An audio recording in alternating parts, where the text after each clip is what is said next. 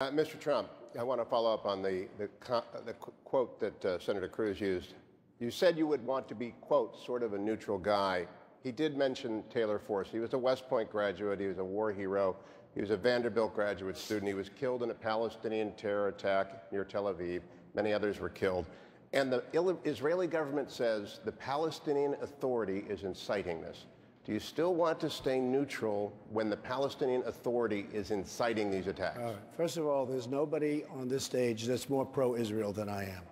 Okay? There's nobody. I am pro-Israel. I was the Grand Marshal not so long ago of the Israeli Day Parade down Fifth Avenue. I've made massive contributions to Israel.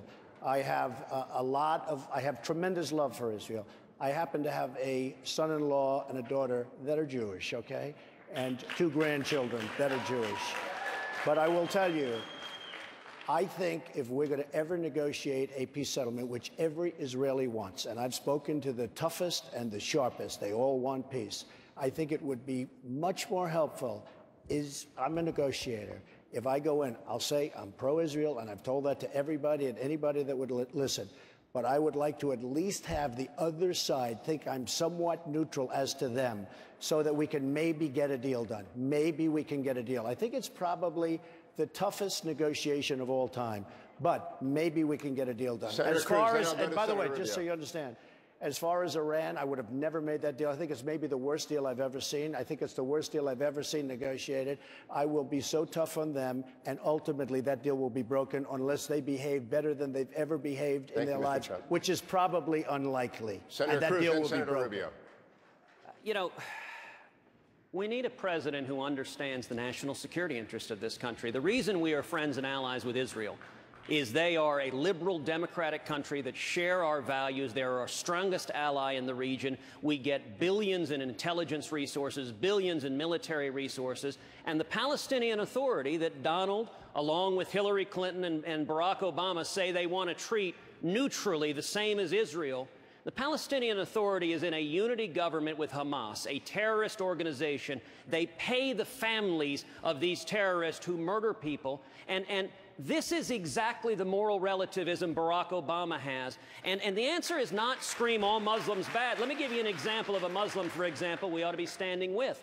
President al-Sisi of Egypt, a president of a Muslim country who is targeting radical Islamic terrorists. He's hunting them down and stopping them. Our focus needs to be on keeping this country safe. I want to go back to the Israeli government's assertion that the Palestinian Authority is inciting the convulsion of violence. Do you agree? Well, that's undeniable. First of all, they've said they've encouraged people to do so. And you've seen the speeches of the Palestinian Authority president talking about how glorious this is that they're doing these sorts of things.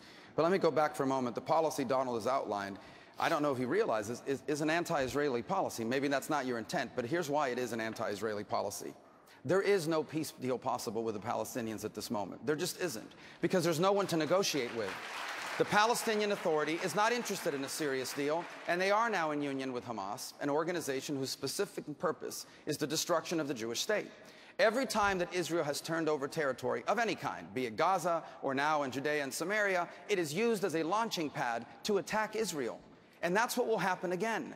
These groups are not interested in a deal with Israel. What they are interested in is ultimately removing the Jewish state and occupying its entire territory. So maybe in 30 years the conditions will exist, but they do not exist now. And to have a president forcing the Israelis to the table is harmful to Israel and emboldens Israel's enemies. Mr. Trump, a response, and we'll go to Governor Cook. If I become president of the United States, one of the things that will be an absolute priority is, number one, protection of Israel, but also seeing if a deal can be made.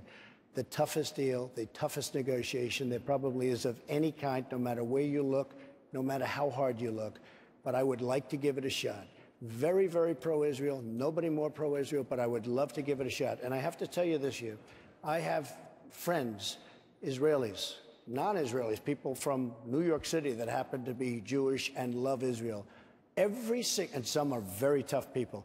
Every single one of them, they know it's tough, but every single one of them wants to see if we could ever have peace in Israel. And some believe it's possible. It may not be, in which case we'll find out. but it would be a priority if I become president to see if I can do you agree with the Israeli government that the Palestinian Authority is inciting this violence? Well, there's no question. They were saying that the Israelis intended to go to the Dome of the Rock. I mean, when you think about this, thank goodness we worked with the Israelis to give them the Iron Dome. And, you know, where they could protect themselves against all the missiles that were flying in. Could you imagine living like in Miami here and have people shooting missiles in? Secondly, there was just an article the other day, Hugh, that I know you're familiar with, where the Israelis are learning to train underground in combat because the Palestinians now, Hamas in particular, is digging these tunnels trying to get under Israel. They're coming at them from above. They're trying to come at them from under the ground. And I just have to tell you this.